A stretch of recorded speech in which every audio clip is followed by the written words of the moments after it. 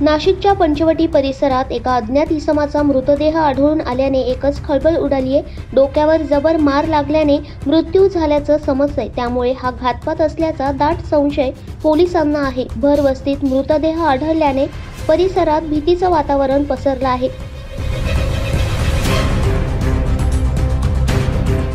पंचवटीमधील पेठ फाटा परिसरात ही घटना समोर आली आहे। विशेष म्हणजे मृतदेहाजवळ एक दारूची बॉटल आढळून आल्याने दारू पिण्याच्या वादातून ही हत्या झाल्याचा प्राथमिक अंदाज बांधला जातोय। घटनास्थळी पंचवटी पोलीस पथकासह श्वान फॉरेन्सिकचे पथक दाखल झाले असून या प्रकरणाची पुढील चौकशी सुरू आहे। संशयास्पद स्थितीमध्ये एका तरुणाचा एक मृतदेह आढळलेला आहे।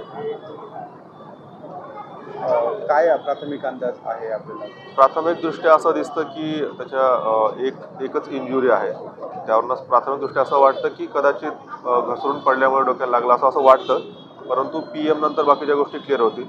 बाकी शरीरावरती इतरही कुठल्याही मारहाणीच्या काही खुणा नाही आहेत किंवा पायातले शूज इंटॅक्ट आहेत, सर्व खिशातलं इंटॅक्ट आहे। प्राथमिकदृष्ट्या पडून झालं असं वाटतं, परंतु PM नंतर गोष्टी क्लिअर होतील।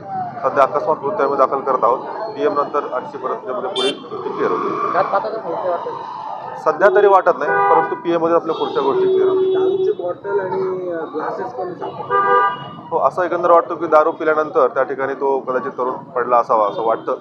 PM नंतर आपण परत क्लिअर करूया। तर माहिती कशी मिळाली? कारण या ठिकाणी बऱ्याच वर्दळीचा परिसर आहे, आजूबाजूला दारूची दुकान आहे। सकाळी आपल्याला असं मृतदेह मिळण्याची माहिती मिळाली, त्यानुसार स्टाफ या ठिकाणी पंचवटीचा आला होता आणि त्यांनी येऊन त्या ठिकाणी खात्री केली असता एका तरुणाचा मृतदेह या ठिकाणी पडलेला दिसत आहे। दैनिक भ्रमर, नाशिक।